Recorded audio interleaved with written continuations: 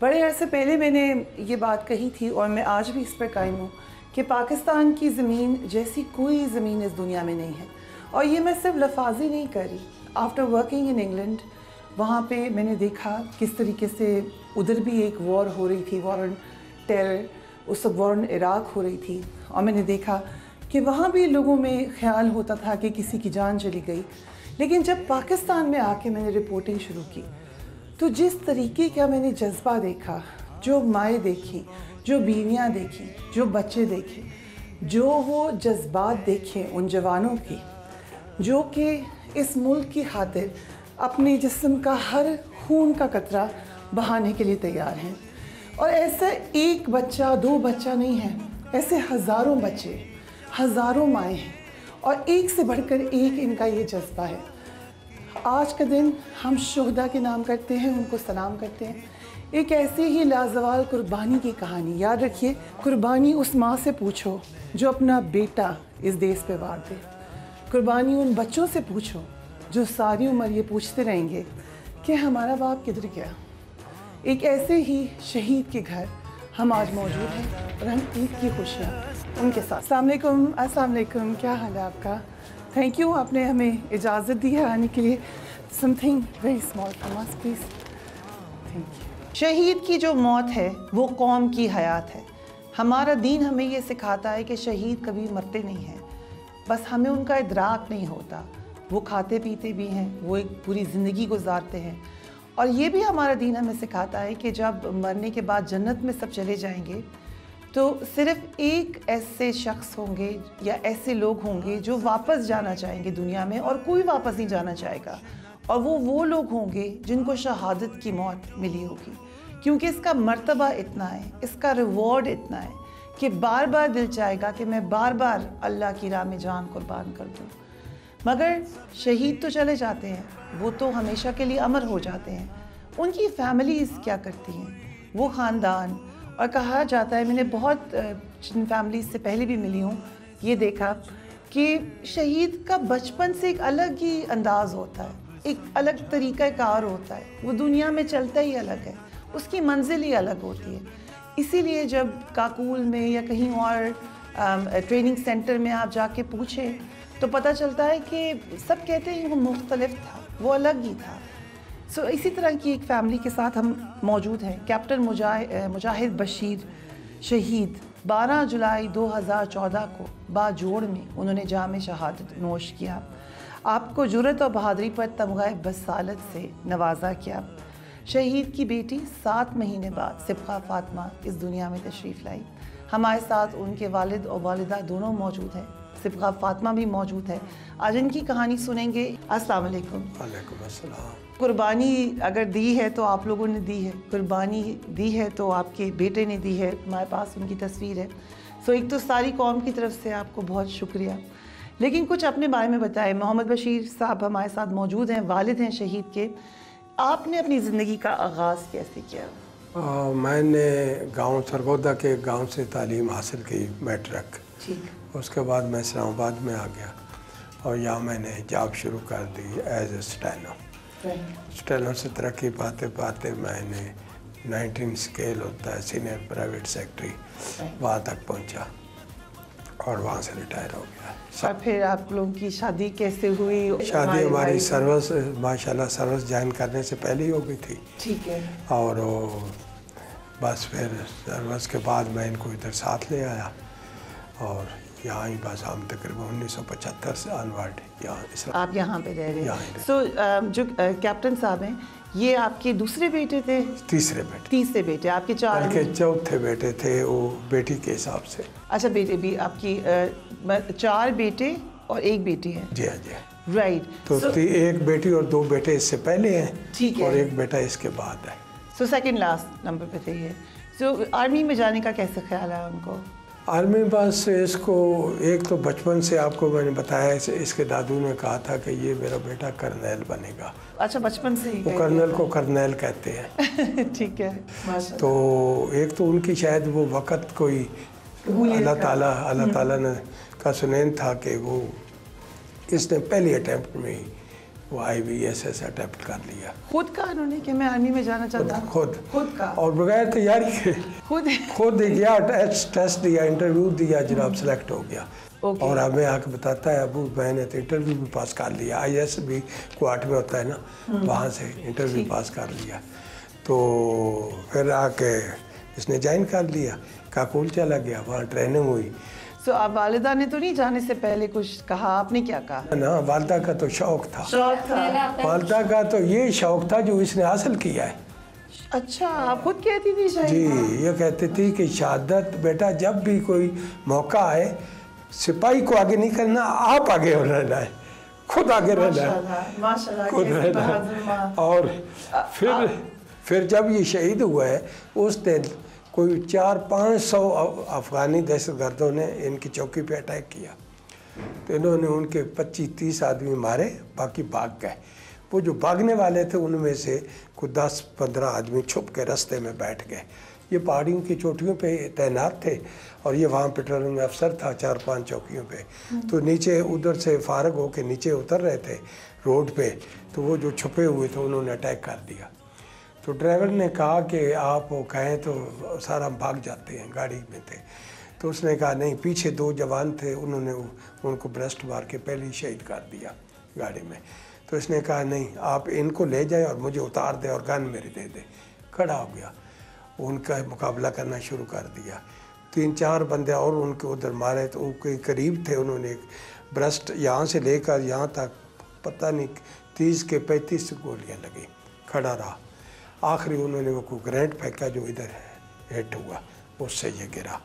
लेकिन वो ड्राइवर जो है उसने हिम्मत करके उनको तो ले गया शहीदों को, और रास्ते में वायरलेस कर दी कि भाई इस तरह हमला हो गया है और मुजाहिद अकेला लड़ रहा है, तो आप कुमक को पहुँचे। तो वो जनाब आर्मी पहुँच गए, तो बहरहाल वो कुमक पहुँच गए, तो वो फिर भाग गए। तो ये इसको ले आए, अभी ज़िंदा था, ले आए, हेलीपैड पे डाला के पेशावर ले जाते हैं। या हेलीपैड यूँ ही डाला तो कहते हैं कि इसने बुलंद आवाज़ से कलमा पढ़ा, तो जामे शहादत कलमा ऊंची आवाज़ में, ऊंची आवाज़। उस सब जो साथ थे उन्होंने इधर आकर डेड बॉडी के साथ आए थे ना, जो कर्नल साहब, कर्नल लियाकत, उन्होंने बताया। ये जो आपने पूरा वाक़या भी बताया है, आप खुद कहती थी अपने बेटे को कि तुम आगे खड़े होकर लड़ना, कैसे कहती थी, क्या कहती थी? मुझे वैसे ही बहुत शौक था, मैं खुद कहती थी जब मैं लड़का होती तो मैं कहती है मैं खुद भी आर्मी में होती तो मेरे भाई भी वो PF में थे ना, तो मैं जब भी परेड देखती थी तो मेरे दिल में बहुत शौक था कि आप खुद लड़ें, जाके मुल्क के लिए पे जाएं और लड़ाई करें और लड़ते लड़ते शहीद हों। तो जब आपको खबर मिली तो कैसे मिली? अच्छा, जब तो बाजोड़ जाने का बताया तो आपने क्या कहा उनको, जब उन्होंने कहा मेरी पोस्टिंग होगी है बाजोड़? हाँ, वो तो तकरीबन 2 साल वहाँ मुकम्मल करने वाले थे। अच्छा, 2 साल? एक महीना शायद रहता था वापस यूनिट में आने का। अच्छा, तो हाँ, पहले 1 महीना पहले आया, 10 दिन रह गया, मिलने आया थे? मिलने आया था। तो क्या कहते हैं आपसे? तो बस साले की सालगिरह थी, तो जब गया है उनकी बेगम की, जी 40 दिन के बाद शहीद हो गया, जो वहाँ से गए हैं। तो शहादत से पहले जो फिर वापस आया ना, 12 जुलाई को शहीद हो गया। असल में जी इसकी शहादत का अजीब ही वाक़या है। इसकी शहादत का ये है कि इसने शहादत से पहले कोई 2-3 दिन वालदा को टेलीफोन किया, हर रोज़ टेलीफोन करता था, इसने फ़ोन रखा हुआ था पहाड़ के ऊपर। वो तो फ़ोन करता था PTCL पे, उसको मोबाइल नहीं थे। तो वो कहता था कि आखिरी जब इसका फ़ोन आया ना, तो कहता है अम्मी आप मुझे ना इजाज़त दे दे शहादत की। तो इसने कहा बेटा आप मुझे शहादत से नहीं रोकूंगी, लेकिन अभी तो आपकी मैंने औलाद देखनी है, बच्चे देखूंगी, आप शहादत से नहीं रोकती मैं, लेकिन अभी मैंने आपके बच्चे देखने हैं, आप जल्दी ना करें। तो कहता नहीं अम्मी आप बस आप मुझे इजाज़त दें। इसने कहा बेटा इजाज़त है, लेकिन असल इजाज़त तब होगी जब आपके औलाद मैं देखूंगी। तो 7 दफ़ा फ़ोन किया उसने, ये बस इसी तरह। 7वीं दफ़ा मैंने इसके कहा अल्लाह की बंदी, वो जब ज़िद कर रहा है कि मुझे दुआ दें शहादत की, तो तुम कहो जो उसकी रज़ा, जो मेरे मालिक की रज़ा है वो होगा। तो इसने फिर यही कह दिया कि ठीक है, जो अल्लाह का हुक्म है बेटा वही होगा। तो उस रात को फिर उसी रात दूसरी रात जब ये अटैक हुआ तो फिर शहीद हो गया। ये बड़ा उसका दिल पहले शायद बुझ चुका था कि बस मेरा वक्त। उनको पता चल रहा था। सो आपको इत्ला किसने दी? इत्ला वो असल में रमज़ान था ना, 13 रमज़ान था, 12 जुलाई 13 रमज़ान। तो हम सहरी का मोबाइल बच्चों ने ना रात को बंद कर देते हैं कि यार वो तराबियाँ पढ़ के आए थके हुए हैं तो 2 घंटे सो ले, अलार्म बजेगा तो फिर अबू खुद ही उठा लेगा। तो वो जिस बच्चे का नंबर उनके पास था ना, फीड आर्मी वालों के पास, उसका मोबाइल नंबर बंद था, ऑफ था। वो करते रहे बताने के लिए, लेकिन रब्ता नहीं हुआ। फिर उन्होंने हमारा एक कर्नल है आजकल GHQ में है, उसको इत्ला की कि भाई वो मुजाहिद जो है उसकी शहादत हो गई है। उसने फिर मेरा जो दामाद है वो उधर ही रहता था पिंडी में, उसको इत्ला दी। वो फिर मेरा दामाद और मेरी बेटी दोनों आए हमारे घर सहरी के बाद आए तो बड़े हौसले में। तो उन्होंने मुझे अलग करके बताया मेरे दामाद ने कि भाई ये वाक़या हो गया, अब इन ख़वातीन को आपने संभालना है। तो सालिया ने शायद एक ख़बर वहाँ TV पे, शायद इन्होंने TV लगाया हुआ था सुबह सहरी के टाइम, इनको पता चल चुका। इनकी जो बेगम है वो सब बेबी एक्सपेक्ट कर रही थी। जी हाँ, तो उसको पता चल चुका था। तो हमें नहीं पता था ना, हमने TV कभी लगाया था रमज़ान में, तो ना ही बस रोज़ा रख के अभी बैठ सोने ही वाले थे नमाज़ पढ़ के, तो वो आ गए। उसने मुझे बताया, फिर मैंने इनको साले को भी बुला लिया, इनको भी, तो इनको हौसला दिया। मैंने कहा ये देखो ये बहुत बड़ा रुतबा है अल्लाह ने उसे दिया है, तो आप लोग जो है सब्र का दामन। आपको खुद एक दुख तो मतलब कैसे आपने उसको?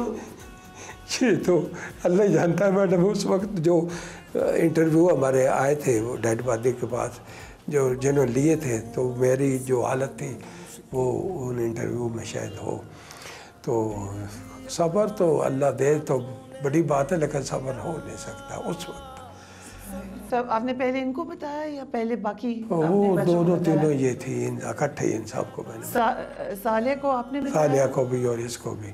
तो क्या कहती हैं? सालिया इधर नहीं थी ना हमारे साथ, वो अलग रहते थे। अच्छा ठीक है। उनको हमने उधर से बुला के घर बुलाया, घर बुला के यहाँ बैठा के तो बताया। तो शायद उन्हें पता पहले चल चुका था, लेकिन उन्होंने ज़हर नहीं किया था हमारे ऊपर। जब मैं बुला के यहाँ लाया हूँ तो फिर मैंने बताया। तो बहरहाल ये इस तरह का इनकी शहादत का वाक़या था। और उसके बाद जब आपने अपनी बेगम को बताया, आपको जब पता चला कि बेटे शहीद हो गए, आपने क्या कहा? मैं कहने लाने बैठे तो मेरे दिल में आया पहले कि हो सकता है जो मेरा दामाद आया वो मेरा भतीजा भी है, कि मेरे भाई को कुछ हो गया तो ये सब बैठ गया। तो बातें कर रहे मुझे बता रहा नहीं रहा। कहते थे नमाज़ पढ़नी, मैंने कहा तो मैंने नमाज़ पढ़ी। फिर इन्होंने बुलाया, कहते आए बैठे। मैं बैठने लगी, कहते हैं मुबारक है मुजाहिद शहीद। मैंने कहा शुक्र मुबारक। हाँ शुक्र अल्हम्दुलिल्लाह, उसकी आखिरत बनाई, हमें खुशी है, हमारा फ़ख्र है। मैं तो जब आया मैं तो उससे सलाम ही करती थी। मैंने कहा बेटे मैं आपको सलाम, आपने अपने मुल्क अपने कौम के खातर दी है और आखिरत बनाई है हमारी भी। इतना हौसला कहाँ से है आप लोगों में? बस यकीन करें, बस आंसू तो रुकते नहीं हैं। तो वैसे मैं रोई नहीं, चिल्लाई नहीं, बिल्कुल भी नहीं रोई। बिल्कुल नहीं। रोज़ा भी मेरा था। हाँ। और रोज़े में मुझे गर्मी भी नहीं लगी। सब लोग कहते बहुत गर्मी बहुत। तो मैं जब गाड़ी के अंदर गई, बाहर आई, मुझे ठंड की महसूस हुई, मुझे घबराहट गर्मी नहीं हुई। तो लेकिन याद तो आती होगी। याद तो इसको मिलता रहता है, माँ को तो मिलता है। ये इतकाब बैठती है ना रमज़ान में, तो ऐसे पर्दा हटा के इसको बोलता है अम्मी जी, मुस्कुराता हुआ जिसे जहर आप मेरे सामने आ गए। तो फिर ये आई आप लोगों की जिंदगी में। ये बिल्कुल मुजाहिद की काफी देखा मुझे, मुजाहिद की तरह।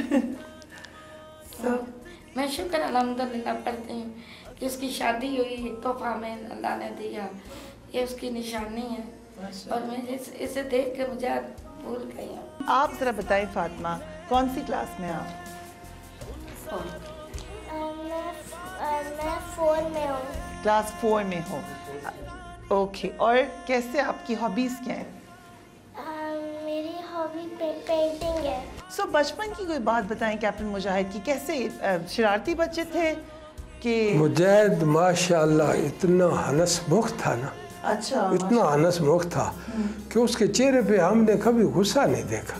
ओके। अगर आप नाराज हैं ना उससे, तो आप आ रहे हैं, आपको उसने देख लिया तो मुस्कुराते मुस्कुराते जाके ज़बरदस्ती जफ्फी डाल लेगा। 9 मई को हुआ, आपने फॉलो किया उसको? जी देखा है, वो नेट के ज़रिए पता चलता रहा है। मेरा उसमें सिर्फ इतने ही है कि बहुत बुरा हुआ है, ये नहीं होना चाहिए था।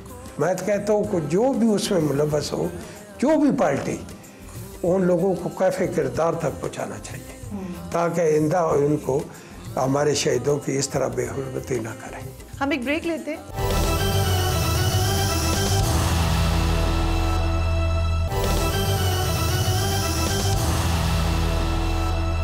जो कर्ज है पाकिस्तान पर, वो इस कदर बड़ा है कि हम शायद कभी भी वो चुका ना सकें।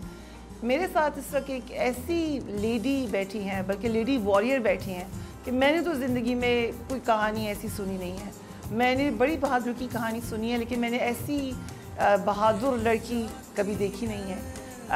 हमने आपको कहा था कि हम आपको मिलाएंगे सालिया हैदर से, जो कि पहले उनके हस्बैंड शहीद हुए। अपने हस्बैंड कैप्टन मुजाहिद के शहादत के 7 महीने बाद उन्होंने एक बहुत प्यारी सी बेटी फातिमा को जन्म दिया, और फिर अपने इन लॉज के साथ, और इन लॉज उनकी बहुत तारीफ़ करते हैं क्योंकि वो उनकी बहुत प्यारी बेटी हैं, बहुत उनका ख्याल रखती हैं, और वो भी इतने बहादुर इन लॉज कि उन्होंने अपनी बहू को कहा कि आप अब शादी करें क्योंकि आप जवान हैं। और फिर सालिया की ज़िंदगी में आए मेजर अदील। ख़ुद हमें बताते हैं मुजाहिद साहब के वालिद के इस कदर प्यार फातिमा को वो करते थे।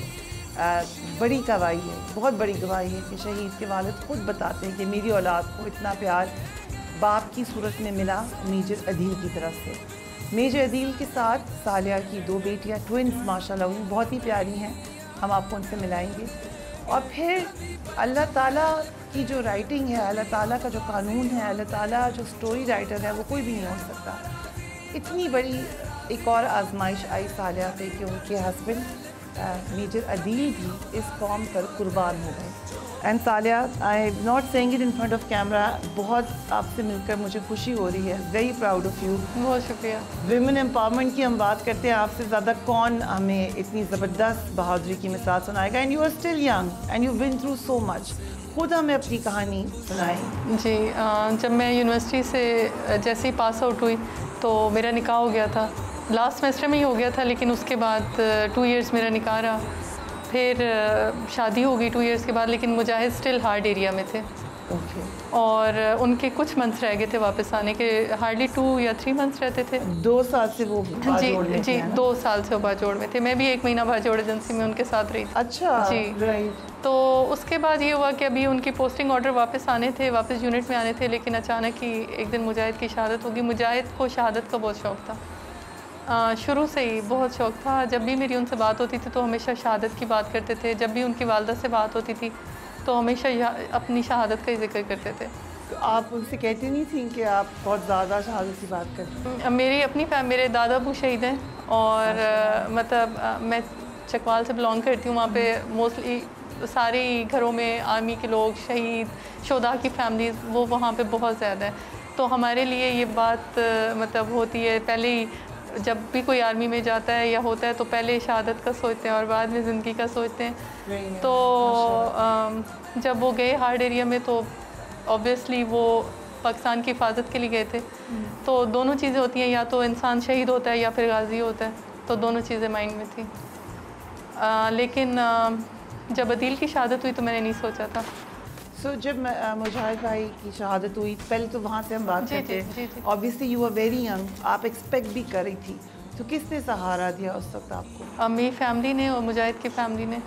आपको सपोर्ट किया? जी जी। लेकिन मुश्किल था? बहुत ज़्यादा मुश्किल था क्योंकि मेरी एज बहुत कम थी। I was just 24 years old और बहुत मेरे लिए बहुत ज़्यादा मुश्किल था। और फिर जब फातिमा आई तो फातिमा जब ये वाला इंसिडेंट ये मेरी लाइफ में हुआ था तो मुझे एक बैक ऑफ द माइंड मेरे माइंड में था कि नहीं, अल्लाह ताला मुझे बहुत अच्छी एक चीज़ से नवाजेंगे इंशाल्लाह ताला।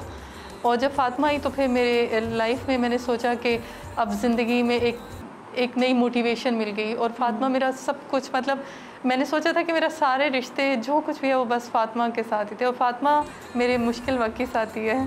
आपको उस वक्त सहारा देती थी, करज देती थी। फातिमा को देख देख के मैं मोटिवेशन लेती थी। फातिमा मेरे हार्ड टाइम की बहुत बड़ी साथी है। मतलब तीनों औलादें बराबर होती हैं, लेकिन फातिमा मेरी दोस्त भी है, मेरी बहन भी है, मेरा सब कुछ है, क्योंकि मेरी अपनी कोई बहन भी नहीं है। तो फातिमा जब मेरी लाइफ में आई तो मेरे भाई हैं, तो मेरे भाई भी बड़े खुश हुए और हम सारे मुजाहिद की फैमिली बहुत खुश थी, हम सब बहुत खुश थे। बस फातिमा तो मेरे लिए बहुत बड़ी मोटिवेशन है माशाल्लाह। और ये बहुत समझदार बेटी है माशाल्लाह। वो कह रही है मुझे तो कभी डांट पिटती नहीं है। तो फिर उसके बाद आपने इजहार एक डिसीजन लिया जिसमें आपके लॉज ने भी आपको बड़ा सपोर्ट। मेरे पेरेंट्स, मेरे इन-लॉज, मेरे भाई सब चाहते थे कि मैं मूव ऑन करूँ लाइफ में, क्योंकि मैं कुछ मंथ्स मेरे मुजाहिद के साथ थे और बहुत अर्ली एज में मुजाहिद की शहादत हो गई थी। मेरे पेरेंट्स कहते थे कि आप शादी कर लें, तो फिर मेरी दोबारा शादी 2016 में हुई। और अगेन आर्मी ऑफिसर से जी जी। आपने सोचा तो नहीं कि आर्मी की लाइफ, तो आपने कहा आप चकवाल से हो वहाँ पे? मैंने नहीं सोचा था इस तरह। इवन मैंने पहले शादी का भी नहीं सोचा था। कोई भी ख़वातीन आती थी वो घर में मुझे दुआएं देती थी या इस तरह से, तो मैं माइंड करती थी। मैं कहती थी कि ये क्या बात है, ये इस तरह से। लेकिन 2 इयर्स जब गुजरे और फिर मेरे पेरेंट्स की तरफ से प्रेशर ज़्यादा था और फिर मैंने शादी का डिसीजन लिया। और जब मैंने शादी का डिसीजन लिया तो मतलब मुझे लगता था जब मेरी शादी होगी तो मुझे लगता था कि शायद मैं दुनिया की सबसे ज़्यादा खुशनसीब लड़की हूँ। अदील जैसे इंसान जो हैं वो नहीं होते। चाहे मैंने अपने घर में अपने भाई, बाप, कज़न्स, मैंने मर्द को हर रूप में देखा है। अल्हम्दुलिल्लाह मेरे 2 भाई हैं, मेरे फादर हयात हैं, मेरे मतलब जिस तरह हर घर में होते हैं। लेकिन अदील जैसा इंसान मैंने नहीं देखा कहीं भी। अदील इतने अच्छे, अदील जैसा कोई इंसान शायद दुनिया में नहीं है। अदील बहुत अच्छे इंसान थे। फातिमा के साथ उनका जो रवैया था वो बहुत अच्छा था। शायद फातिमा खुद बताएगी, मैंने आपसे कुछ वीडियोस शेयर किए हैं। फातिमा मेरे से अटैच नहीं थी, फातिमा ज़्यादा अपने बाबा के साथ अटैच थी। और मुझे जो एक चीज़ बहुत ज़्यादा वैसे अल्हम्दुलिल्लाह अल्लाह ताला ने मुझे बहुत हौसला दिया, मैं बहुत ब्रेव हूँ। एक चीज़ पे मैं बहुत ज़्यादा दुखी हो गई थी कि जब अदील की शहादत होगी तो मैंने अपनी बच्चियों को बिल्कुल साइड पे रखा कि ये किसी से इंटरेक्ट ना करें और ये ना देखें कि क्या हुआ है, क्योंकि बाबा तो हार्ड एरिया में थे। जब मैं वापस आ गई इस्लामाबाद, कराची में थे, मेरे इन-लॉज कराची में होते हैं, अदील की फैमिली। तो फातिमा कहती है कि मम्मा बाबा की वीडियो कॉल नहीं आती और बाबा का फ़ोन नहीं आता। तो मैंने बताया कि बेटा अब नहीं आएगा, क्योंकि मैं बच्चों को किसी होप में रखने की कायल नहीं हूँ, इनको कोई होप नहीं देनी चाहिए। तो मैंने कहा कि बेटे अब आपके बाबा की कभी कोई कॉल नहीं आएगी, तो आपके बाबा चले गए हैं। तो इसने एक बात कही थी, ये कहती है कि अगर बाबा ने जाना ही था तो मिल के चले जाते। तो वो चीज़ मुझे मतलब हुआ था कि मेरे से शायद ये गलती होगी कि लास्ट मोमेंट पे मुझे दिखा देना चाहिए था। तो बच्चों की इस तरह की बातें होती हैं जो इंसान को बहुत ज़्यादा, मतलब वैसे मैं बहुत ब्रेव हूँ लेकिन बच्चों की जहाँ बात आती है तो वो चीज़ बहुत हर्ट करती है। I am sure. अब फिर दोनों प्यारी प्यारी सी ये डॉल्स आपकी लाइफ में आई। तो अब आप बता रही हैं, मुझे आपके ससुर भी हमें बताए थे कि बहुत ज़्यादा प्यार करते थे। ज़ाहिर है उनकी तीनों बेटियां, वो विजन था अपने बच्चों मैं आपको बताती हूँ, वो फातिमा से उनका बहुत अजीब प्यार था। और मैं जब उनसे पूछती थी तो वो कहते थे कि मुझे नहीं पता, अल्लाह की तरफ से है। और जिस दिन ये दोनों मेरी बेटियाँ पैदा हुई तो जब मैं हॉस्पिटल से घर गई तो वो फिर आए मेरे पास, कहते हैं मैंने कोई कमी नहीं छोड़ी, लेकिन बाप मैं आज बनाऊँ, फिर भी अगर मेरे से कोई कमी रह गई हो तो मुझे माफ़ कर दें। वो इतने अच्छे इंसान थे और उन्होंने फातिमा के सामने कभी अपनी बेटियों को हाथ भी नहीं लगाया कि मैं इनको उठा लूँ किसी, और मेरे सामने वो बहाना कर देते थे कि अभी तो बहुत छोटी है, मुझे तो उठानी भी नहीं आती। जब दोबारा खबर आई आपके कैसा, जब it must be horrible for you? Friday का दिन था और मैं फातिमा को पिक करके स्कूल से लाने लगी थी और मैं जल्दी में थी क्योंकि अदील ने आना था उस दिन। अदील नीचे हेडक्वार्टर्स में आ गए थे ऊपर पोस्ट से, क्योंकि अदील के स्टाफ कोर्स का पेपर था मंडे को, तो अदील ने फ्राइडे का दिन था, शाम को अदील ने आना था। तो मुझे एनसीबी का फ़ोन आया कि बाजी आप कहाँ हैं, 2IC साहब आपसे बात करना चाह रहे हैं। तो मैं समझ गई थी, मुझे आइडिया हो गया था। तो मैंने कहा कि वो क्यों बात करना चाहते हैं, मेरे दिल में आ गया था, क्योंकि मुझे पता है कि क्यों करते हैं, क्योंकि मैं आर्मी एक फ़ैमिली है और मैं इस फैमिली का पार्ट हूँ, मुझे पता है कैसे फ़ोन करते हैं और क्यों फ़ोन करते हैं। मीनवाइल मुझे बाकी जो भाभियाँ हैं जो आर्मी फैमिलीज़ की, सब मुझे फ़ोन करना शुरू होगी कि आपने सुना है ये हुआ है। तो फिर मैंने फ़ातिमा, क्योंकि वापसी का जो 40 किलोमीटर्स का रास्ता होता था, अदील वीडियो कॉल फ़ातिमा के साथ करते थे, तो मैं ड्राइव करती थी। तो फ़ातिमा को मैंने कहा कि बेटे आप सो जाएँ, तो फ़ातिमा कहती है मैंने बाबा को वीडियो कॉल, मैंने कहा नहीं वो नहीं करेंगे, आप सो जाएँ। फ़ातिमा को मैंने पीछे सुला दिया और फिर मैं घर आई। तो मुझे सबसे जो पहला ख्याल आया था वो ये आया था कि मैं किसको बताऊं। अदील के फादर बहुत मतलब उनकी एज ऐसी नहीं है कि मैं उनको कैसे बताऊं, जवान बेटे का, अपने पेरेंट्स को क्या बताऊं। 2014 में मेरे पेरेंट्स से एक सदमा देखा, अगेन 19 में विद इन 5 ईयर्स दोबारा मैं बताऊं कि मतलब अम्मी मेरे साथ ये हो गया या अब्बू। फिर मेरे 2 भाई हैं, फिर मैंने सोचा कौन से वाले को फ़ोन करूँ, दोनों के दिल के बहुत कमज़ोर हैं। मुझे समझ नहीं है, मैंने कहा मैं छोटे भाई को फ़ोन करूं, बड़े को करूं। है मैंने छोटे भाई को फ़ोन किया, मैंने बताया कि ये हो गया तो आप घर जाएं। मैं जब घर पहुंची थी तकरीबन 1 आवर तक तो मेरी ड्राइव होती थी, तो मैं जब घर पहुंची तो खैर फिर सबको पता चल गया था। फिर मैं गई, ऊपर रहती थी ऊपर वाले पोर्शन में, तो मैं गई तो ये दोनों खेल रही थी, छोटी दोनों खेल रही थी। मैंने बस एक दफ़ा देखा और ये हंस रही थी, ये 2 ईयर्स की थी, 2 ईयर्स 4 मंथ्स की। तो ये एक दूसरे को देख के ट्विंस जिस तरह आपस में खेलते हैं, हंस रहे होते हैं। तो बस मैंने एक दफ़ा ये सोचा था कि इनको पता ही नहीं है इनके साथ क्या हो गया, और ये मतलब बहुत छोटी हैं, इन पे तो बहुत बड़ी क़यामत आ गई है। फिर मैंने सामान पैक किया और फिर मैं कराची चली गई अपने बच्चों को लेके। तो उस दिन मैंने डिसाइड कर लिया था कि जो हो गया वो तो अल्लाह की तरफ से है, लेकिन मैं अपने बच्चों के लिए इंशाल्लाह ताला एक मज़बूत चट्टान की तरह खड़ी हो जाऊंगी। और वो दिन और आज का दिन है।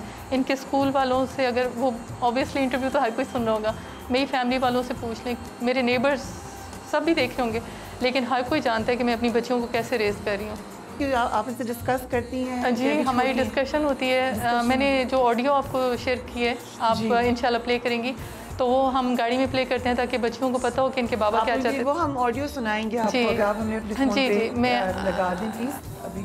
तो वो मैं चाहती हूँ, और बता भी दें ये आपके लिए कि मेजर अदील ने आपको बना के भेजा था, वो चाहते थे तीनों एयरफोर्स में जाएं। जी, वो चाहते थे कि पाकिस्तान के लिए लड़ें और पाकिस्तान के लिए कुर्बानी दें। जी एग्जैक्टली, वो यही चाहते थे। अदील का ये जो जुमला है, तू शाही है पहाड़ों पर बसेरा कर, इंशाल्लाह ताला बच्चियों को मैं ऐसे ही रेज़ करूँगी इंशाल्लाह इंशाल्लाह। सो ये किस वक्त भेजा था उन्होंने? ये हार्ड एरिया में थे, तो वहाँ पे फ्री होते थे, तो वहाँ पे उन्होंने एक फ़ोन में वो प्ले किया हुआ था और एक में खुद रिकॉर्ड कर रहे थे। बहुत ज़्यादा मोटिवेटेड थी, बहुत ज़्यादा। और मुझे लगा, मैंने अदील से कहा, मैंने कहा मुझे आई फील लाइक कि मैं 23 मार्च की परेड में हूँ और वाकई मेरी बेटियाँ जो हैं वो पार्टिसिपेट कर रही हैं और मुझे बहुत अच्छा लग रहा है। आई विश कि कभी ये दिन अल्लाह ताला हमें दिखाएं और मैं देखूँ कि अदील की ख्वाहिश किस तरह से मैंने। मेजर अदील की शहादत कैसे हुई थी?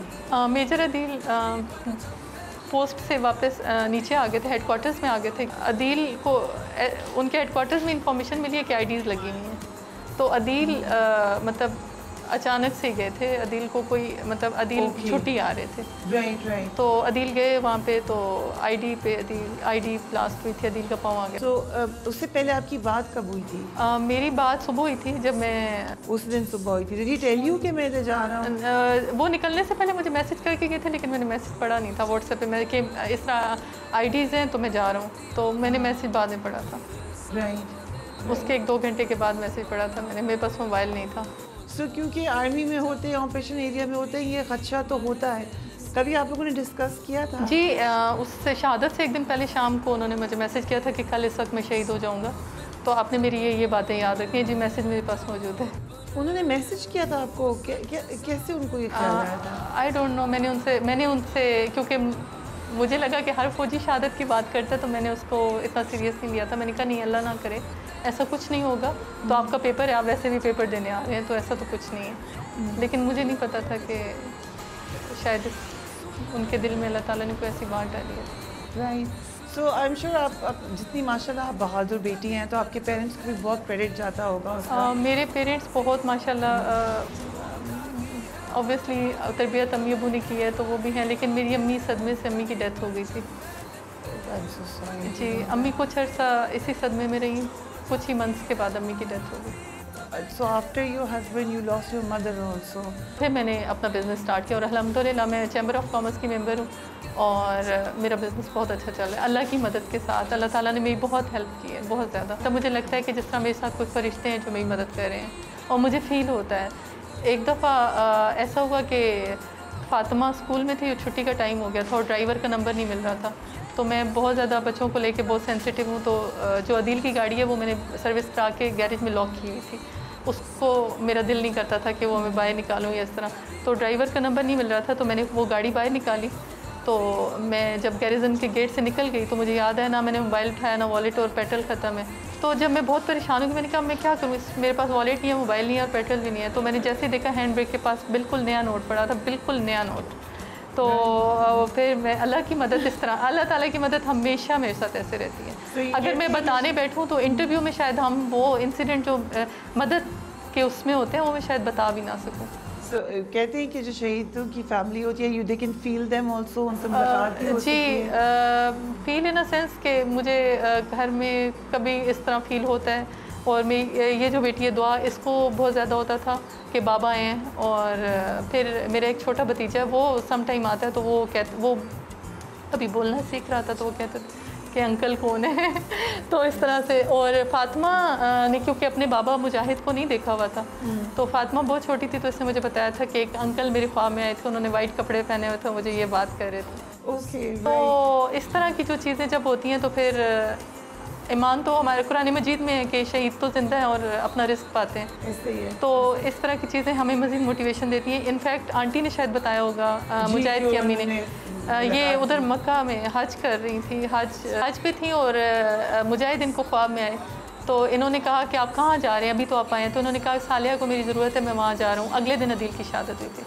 अच्छा, वो तो हज पे थे ये लोग। जी जी जी जी। तो ये ख्वाब आंटी को एक दिन पहले आया था। तो इस तरह की चीज़ें होती रहती हैं। शुहदा की फैमिलीज इन्हीं चीज़ों पे वो हम लोग चल रहे होते हैं। सपोर्ट ग्रुप भी होता है आप लोगों का, आर्मी बहुत ज़्यादा प्रोटेक्ट करती है, बहुत ज़्यादा। एंड आप लोगों की जो और शुहदा की फैमिलीज हैं उनसे भी बातचीत होती है। आर्मी ने पूरा एक शुहदा सेल बनाया हुआ है, हमारी एक कॉल करने की देर होती है। शायद इतना वो फैसिलिटेट सर्विंग को नहीं करते जितना हमें करते हैं। और शुहदा सेल में जितने भी शुहदा हैं उधर हम फ़ोन करते हैं, हमें कोई भी प्रॉब्लम होता है, हमारे प्रॉब्लम सिर्फ एक फ़ोन कॉल पे सॉर्ट आउट हो जाते हैं। हमें कहीं जाने की ज़रूरत नहीं होती, किसी किस्म का हमें कोई मसला नहीं होता। अकोमोडेशन हमें आर्मी ने दी हुई है, स्कूलिंग इनकी आर्मी की है, CMH जाना हो कुछ हो, हमें इवन CMH में हम जाते हैं तो उन्होंने एक शुहदा के लिए अलग लाउंज बनाया हुआ है, तो साथ एक कोई भी बंदा वो हमें दे देते हैं, तो वही हमारी सारी रिपोर्ट्स मेडिसिन सब वही करा के देता है, हमें कुछ नहीं करना पड़ता। So family at least आपकी जी जी जी जी बिल्कुल बिल्कुल ऐसा ही है। जब तक बच्चे बड़े नहीं होते, जब तक इनकी बल्कि स्टडीज़ के बाद फिर आपको पता है स्टडीज़ तक वो करते हैं। So जो अभी प्रेजेंट सर्कमस्टेंसेस हुए हैं, जो हालात बने हैं, उनसे आप भी परेशान होती हो? मैं बहुत परेशान हुई थी क्योंकि ऑब्वियसली मैं जो शुहदा के मोनूमेंट्स थे और वो अपने बच्चों को दिखा के मुझे मेरी स्ट्रेंथ बच्चियों से मिलती है, लेकिन इनको भी एक स्ट्रेंथ की ज़रूरत होती थी। ये जब स्कूल में जाती हैं तो ये पेरेंट्स को देखती हैं, दो पेरेंट्स आए होते हैं छोड़ने, कंप्लीट फैमिलीज आई होती हैं। उस टाइम पे मैं इनको वो जो उधर ही शुहदा की पिक्चर्स लगी होती हैं वो दिखाती थी। मैं कहती थी आपके साथ बाबा नहीं है, कोई बात नहीं है, ये जो पिक्चर्स हैं ये बहुत कम लोगों की लगी हुई हैं और आप इनमें से हैं, आप इनकी बेटी हैं और आप बड़ी एक प्राउड डॉटर हैं। तो जब ये वाला इंसिडेंट हुआ, जब आग लग रही थी, तो उस वक्त मुझे हुआ कि अब मैं अपनी बच्चियों को किस चीज़ से मोटिवेट करूँगी कि मेरे बच्चे भी तो यही देख रहे हैं, तो मेरे से पूछें कि मम्मा ये क्या हो रहा है। तो आई कैन सी इनकी आंखों से अगर मनाजिर को देखें तो वो फिर कहेंगे कि हाँ मेरी मम्मा झूठ बोल रही है, क्योंकि उनको तो नहीं पता शहादत क्या है, रुतबा क्या है, या हम क्यों प्राउड, हमारी मदर कहती हैं कि आप प्राउड डॉटर हैं, क्यों हैं, इनको तो नहीं पता। सबको भी याद कराने की ज़रूरत है। आपको आज की स्टोरी हमने सुनाई इसलिए, और ये एक कहानी है, ये इतनी कहानियाँ हैं पाकिस्तान में ऐसी कि आप लोगों को याद दहानी कराया जाए कि कितना हम पे कर्ज है शुहदा का और किस तरीके से आपको उनकी जो अकीदत है वो हर तरीके से करनी है। तो दैट वाज अ नाइट में was a difficult day for you. जैसा कि अभी ये इंसिडेंट को देखें, और अगर मैं आवाम को बताना चाहूँ कि मेजर अदील या कैप्टन मुजाहिद, वो एक दिन था वो शहीद हो गए लोगों को लगता है कि वो शहीद हो गए तो ये अगले साल बरसी मनाते हैं और बस डेट्स इट, ये अपनी लाइफ एंजॉय कर रहे हैं। ऐसा हरगिज़ नहीं है। हम लोग मैं पर्सनली मैं दुआ करती हूँ कि ईद ना आए। मेरे बच्चे मुझे कहते हैं कि मामा हमारे घर में ईद क्यों नहीं आती, हम नानों के घर क्यों जाते हैं ईद करने, हमारे घर में सबके घरों में ईद आती है तो हमारे घर में ईद नहीं आती। लेकिन हमारे लिए रोज़ का दिन उसी अजियत में गुजरता है, हमारी रोज़ की स्ट्रगल होती है। वो एक दिन था जो वो शहीद हो गए, उनका जहाद ख़त्म हो गया, हमारा जहाद उसी दिन से शुरू हुआ है, मेरा और मेरे बच्चों का, अदील के पेरेंट्स का, मुजाहिद के पेरेंट्स का। आज आपने अंकल आंटी का इंटरव्यू लिया है, 9 इयर्स हो गए हैं, लेकिन आज आप उनसे बात करें तो शायद आपको लग रहा होगा शायद अभी जी। तो हमारी अजियत और हमारी तकलीफ़, हमारे दिन रात, शायद उनकी कीमत कोई भी नहीं चुका सकता। जाने वाला चला जाता है, ठीक है, मौत बरहक है और शहादत की मौत सबसे अच्छी मौत है, उस पर तो हम फ़ख्र कर सकते हैं। और मैं अल्लाह का लाख लाख शुक्र अदा करती हूँ कि चलें अगर वो शहीद हुए हैं तो उनके लिए तो बेहतरीन है, उनके लिए वो बेशक एक बेहतरीन मौत है। लेकिन हम लोग बहुत सफ़र करते हैं, हम लोग, मेरे बच्चे, हम लोग बहुत सफ़र करते हैं। ईद का त्यौहार हो जाए, कोई त्यौहार हो जाए, कोई शादी हो जाए, कोई इवेंट हो जाए, हम लोगों का कोई दिन ऐसा नहीं गुजरता जब उनकी याद ना आती हो, या किसी को मेरे बच्चे देखते हैं, मेरे बच्चे अपसेट हो जाते हैं, मेरे बच्चे जब किसी को यूनिफॉर्म में देखते हैं तो अपसेट हो जाते हैं। तो ये तकलीफ़ें हमारे साथ चलती रहती हैं और चलती रहेंगी, शायद आखिर तक, आखिरी सांस तक चलती रहेंगी। आप बिल्कुल जो आप बातें करी हैं, आई होप कि एक बंदा सुने और उनसे लर्न करे, हम भी लर्न करें। और ये बात सोचनी चाहिए, आपकी तमाम सियासत एक तरफ, आपके तमाम इख्तलाफ एक तरफ, कुछ एरियाज़ नो गो एरियाज़ होते हैं और नो गो एरियाज़ को समझना बहुत ज़रूरी है। फिर समझ नहीं आती है तो फिर समझाना बहुत ज़रूरी है। बच्चों से बात करते हैं। फ़ातिमा, आप पहले बड़े होके क्या बनना है? पायलट बनना है। मैं तो अब सुन ली है कॉमेंट्री आपकी। कौन सा प्लेन उड़ाना थे? कौन सा?